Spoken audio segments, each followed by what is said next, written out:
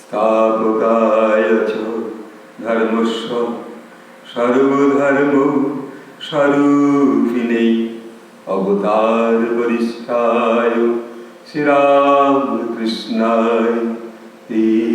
নমঃ। আজকে প্রভু শ্রীরামকৃষ্ণের এই ধ্যান অনুভবে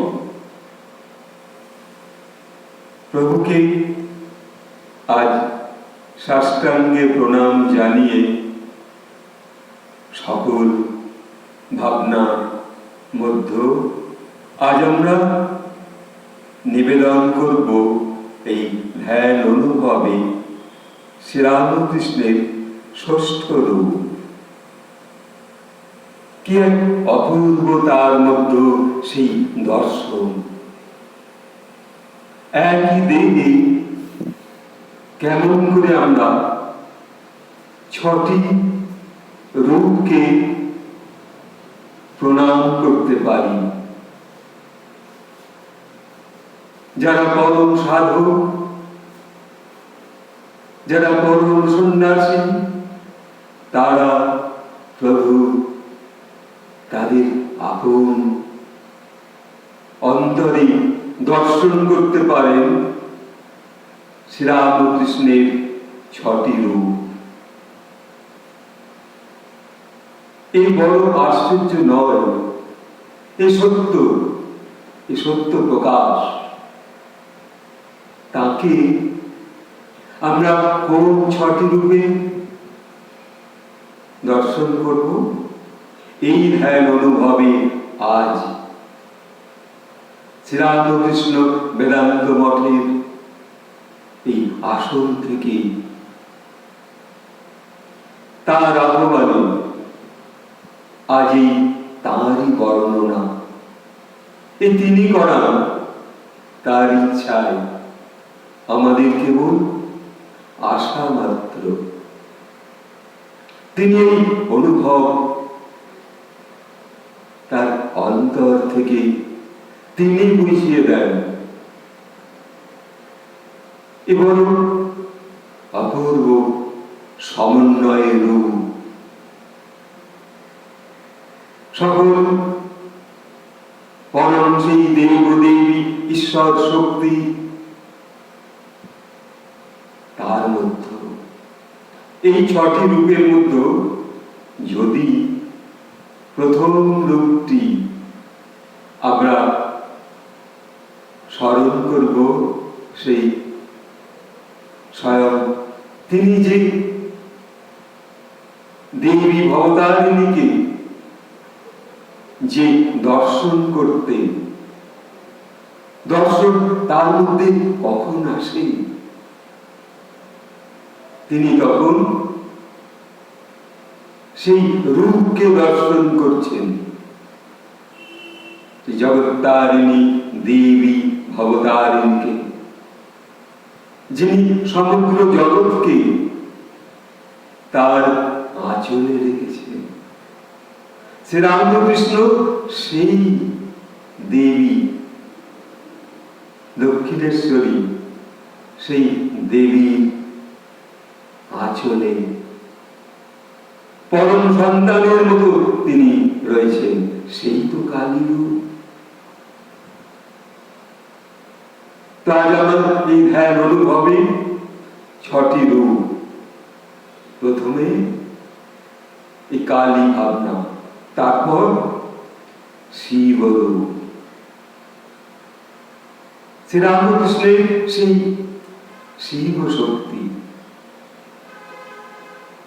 সেই শিবময় যে প্রণাম, ভোলানাথকে তার যে ধ্যান মন্ত্রে কখনো কত রূপ ভাবে তিনি তাকে দর্শন করছেন। সেই যে ভোলে বাবার যে দর্শন, তার মস্তকে সেই পূর্ণ সর্পের যে তার গলায় সাপ, হাতে তার অপূর্ব রুদ্রাক্ষ। তার সেই রূপকে তিনি প্রণামের মধ্যে পেতেন। স্বয়ং শিব শক্তি তার মধ্যে, সেই যে স্বয়ং শিবের মধ্যে তিনি যখন কখনো কখনো তার অনুভব শক্তি আসত, যেন সেই তাণ্ডব নৃত্যে নয়, শ্রীরামকৃষ্ণ আসতেন সেই ধ্যান রূপে।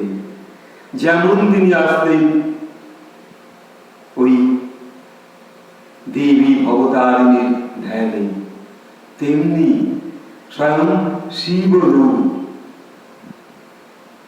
যখন তার মধ্যে সেই তিনি যখন ভাবাবিষ্ট হতেন, যখন তার মধ্যে সেই স্তম্ভিত হৃদয়ে পাথরের মতো তার হৃদয়ের স্পন্দন যেন বন্ধ, তার চোখের আইবল যেন স্তম্ভিত, চক্ষুর পাতা। আমরা কোন রূপ দেখছি তখন? সেই পরম ভক্তরা দর্শন করেছেন সেই শিবময় রূপ। সেই যে রূপ, সেই রূপ বড় শান্ত, সমুদ্র রিপু তার মধ্যে তখন পূর্ণ শান্ত রূপ। এই রূপ কালী রূপ, কালী রূপে তাকে আমরা পাই।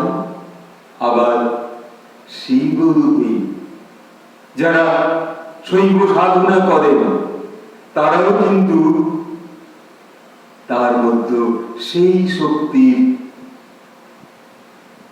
অনুভব পান। এবার আমরা যদি দুটি রূপ হলো আর চারটি রূপ বাকি, ঠাকুরকে আমরা এই রূপে আজকে ছটি রূপে কিভাবে হালকা বর্ণনায়, হালকা ধ্যানের মধ্যে,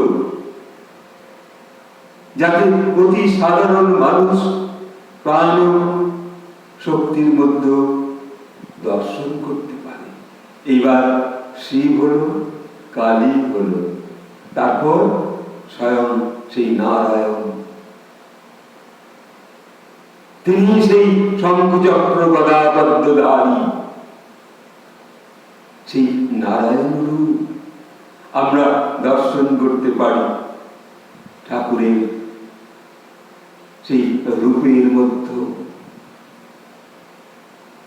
তিনি যেন তার পূর্ণ দৃষ্টি দিয়ে সেই শঙ্খনাদ করছেন, তার মধ্যে সেই ডিসিপ্লিন, সেই চক্রের যে সূক্ষ্ম শক্তি, জীবন চক্রের যে শক্তি, সেসব এক একটা বর্ণনায় অনেক সময় সেই শঙ্খনাদ, সেই চক্র, আর সেই যুদ্ধন্দেহী যেন সেই গদার শাসন, তার মধ্যে তুমি কখনো তোমার কর্ম থেকে কোনোভাবে বিরত হবে না, সেই যেন শাসন। স্বয়ং সেই নারায়ণ রূপে তার সেই দৃষ্টি কি অপরূপ, সেই নীল বর্ণ স্বয়ং নারায়ণের পরনে হলুদ রঙের কাপড়, পদ্মের উপর দাঁড়িয়ে সেই রূপ আমরা চতুর্বার হতাম, সেই নারায়ণ আর পদ্ম, শঙ্খ চক্র গদা পদ্ম, পদ্ম তিনি তো আমাদের সেই হৃদপদ্মে রয়েছে। তার সেই পূর্ণ রূপ আমরা শ্রীরামকৃষ্ণ ধ্যান অনুভবের মধ্যে এই রূপ যেন ছটি রূপ আমাদের মধ্যে, তার কৃপা, তার ধ্যান অনুভবের মধ্যে আমাদের সেই রূপের ভাবনা তুমি দর্শন দাও, কখনো কালী রূপে, কখনো শিব রূপে, কখনো নারায়ণ রূপে। এই রূপের যে অপূর্ব বর্ণনা, তোমার এরা কোন ধ্যানের মধ্যে তুমি আমাদের দর্শন করাচ্ছ হে প্রভু। আজ কত আনন্দময়। এইবার আবার ধীরে ধীরে কালী হলো, শিব হলো, নারায়ণ, এইবার স্বয়ং তুমি না বলেছ স্বয়ং কৃষ্ণ তোমার মধ্যে, সেই কৃষ্ণ রূপ তুমি তো সেই সকল শক্তির কর্মধার, তুমি সেই স্বয়ং কৃষ্ণ রূপী এই জগৎকে পরিত্রাণ করতে তুমি এসেছ। কখনো তোমার সেই অপূর্ব রূপ, তোমার সুর, তোমার ভাষা, তোমার বাণী, তোমার কথামৃত শীতুষী বাঁশির সুর, আর সেই কৃষ্ণ রূপের যে বংশীধারী, তোমার সেই ভাষার সুর, তুমি না বলেছ যত মত তত পথ। এই সুর তুমি সমগ্র মানুষের কল্যাণে জানিয়েছিলে একদিন, যে কত হালকা, কত সেই শান্ত ভাবনা, কত তোমার হালকা সারা সবল শান্ত মূর্খ দিনহীন মানুষও বুঝে অনুভব করতে পারে যে টাকা মাটি, মাটি টাকা। এ তো সেই তোমার বাড়ির সুর,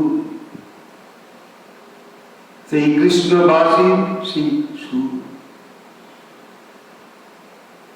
আজ কোন মন্দিরে আমি দর্শন করবার জন্য যখন এই আমাদের শ্রীরামকৃষ্ণের এই বেদান্ত মঠের যে ইউটিউবে যেমন দর্শন করতে করতে দেখি এক জায়গায় শ্রীরামকৃষ্ণের তার কপালে, তার মস্তকে কৃষ্ণের একটা অপূর্ব মুকুট লাগিয়েছে, এবং সেখানে দেখি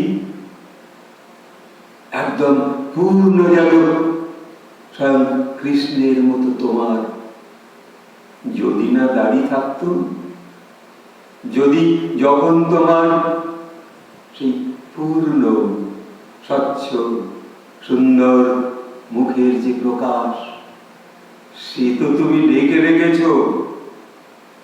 তোমার মধ্যে যে সেই কৃষ্ণ রূপ আমরা অনুভব করতে পারি।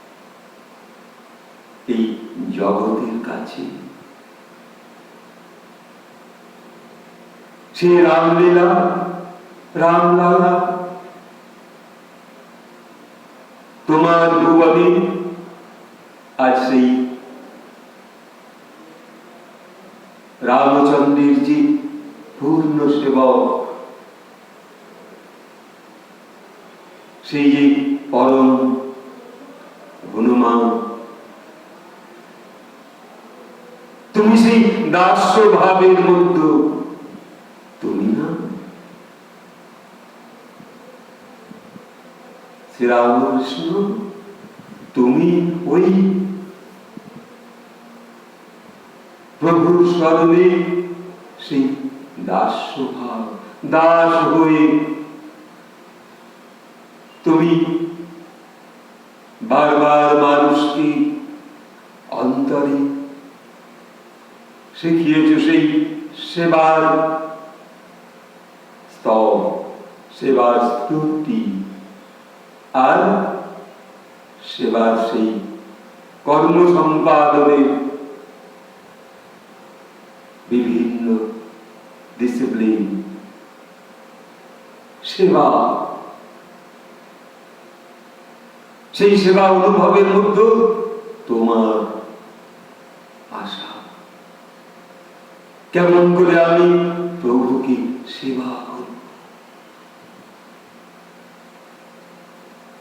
আজ তোমার এই সন্তানদের মধ্যেও, তোমার সেই প্রিয় সন্তানদের মধ্যেও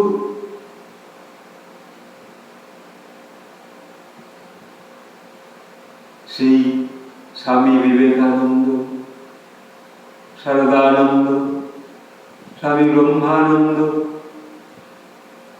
তারপর সেই স্বামী ভূতেশানন্দ, স্বামী রামনাথানন্দ, কত মহারাজ সেবা করতে করতে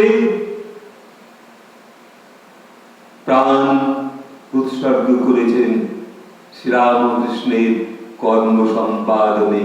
আমাদের বেদান্ত মঠের যা পূর্ণরূপে আমরা নীরব কর্মের মধ্যে প্রতি মুহূর্ত যে সম্পাদন করে যাচ্ছেন, সেই বিশ্ববাণীর কর্ণধার হয়ে স্বামী আত্মবোধানন্দ, সকল সন্ন্যাসীদের মধ্যে তুমি সেই সেবার যেন এক পূর্ণ নিয়ম শৃঙ্খলা, কেমন করে প্রতিটা কর্ম ঠিক ঠিক সম্পাদন হবে, কেমন করে মানুষের মধ্যে, সাহিত্যের মধ্য দিয়ে, ভাবনার মধ্য দিয়ে, ধ্যানের মধ্য দিয়ে সেবা কর্ম করে চলেছেন এই শ্রীরামকৃষ্ণ বেদান্ত মঠের মহারাজরা, সকল জায়গার মহারাজরা, কেউ কম নয়। সকল সন্তান যেন তোমার রূপে কাজ করছে, সেই দাস্য রূপে। তুমি সেই পরম শ্রীরামচন্দ্র রূপী, আর তুমি তা কষ্ট তোমার জীবন দিয়ে দেখিয়ে গিয়েছিলে। সেই হনুমানের অনুভব নিয়ে কেমন করে সেবা মধ্যে বারবার নিজেকে প্রকাশ করতে পারে, সেই তো তুমি। এই পঞ্চরূপে আমরা কালী মা, মহাকালী, ভবতারিণী, শিব শম্ভু, স্বয়ং নারায়ণ, কৃষ্ণ, রামচন্দ্র, এইবার পঞ্চম হল এবার তুমি তোমার রূপে সমগ্র শরীর সর্ব সমন্বয় শক্তির যে পূর্ণ সমন্বয়, সেই তো শ্রীরামকৃষ্ণ। তোমার মধ্যে এই দেবী ভবতারিণী শক্তি, শিবের শক্তি, নারায়ণের শক্তি, স্বয়ং কৃষ্ণের শক্তি, রামচন্দ্রের শক্তি, আর মানব রূপে তুমি সেই শ্রীরামকৃষ্ণ রূপে। আজ তোমার ধ্যানে বসে, তোমার ধ্যান অনুভবে অতি সাধারণ পূর্ণময় মানুষ, যারা যে স্বয়ং নারায়ণকে খুঁজছে তোমার মধ্যে দর্শন, যে শিব ভক্ত, সে তোমাকে তোমার মধ্যে সেই শিব শক্তি খুঁজে পায়। তোমার মধ্যে সেই দেবী জগত্তারিণী ভবতারিণীর রূপ, তোমার মধ্যে সেই নারায়ণ রূপে, সেই তো কৃষ্ণ রূপ। এই পঞ্চরূপে যে পূর্ণ একাত্মবোধ তোমার শরীরে, প্রভু শ্রীরামকৃষ্ণ। আজ সেই ধ্যান অনুভবে তোমারই ষষ্ঠ রূপ, এই রূপ দর্শন করতে আজ আমাদের এই ধ্যান অনুভবে, এ তো তোমার দান, তাই না?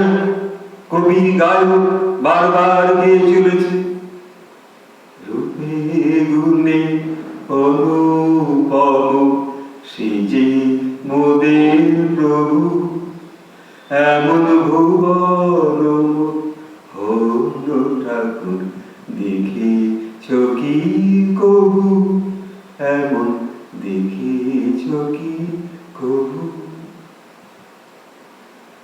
সেই পূর্ণ তোমার রূপের মধ্যে এই গুণগুলো, সেই গুণময় তোমার মধ্যে আরো কতজন ঋষি মুনি তোমার মধ্যে, সকল দেবতার পূর্ণ আসা যাওয়া, তাই তুমি বারে বারে সেই ভাবাদর্শে তুমি আসতে। আজ আমাদের এই সামান্য ধ্যান অনুভবের মধ্যে তোমাকে পাওয়া, তোমার দান, তোমার এই ষষ্ঠ রূপ। আজ যেন তোমাকে আবার দর্শন করছি, সেই পরম পুরুষ শ্রীরামকৃষ্ণ। আজ তাই এই সার্থক আমাদের এই পূর্ণ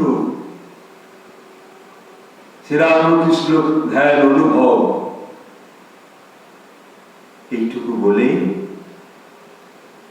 আজ এই শ্রীরামকৃষ্ণ বেদান্ত মঠের এই আসন থেকে তোমাকে অনন্ত কোটি প্রণাম জানাই।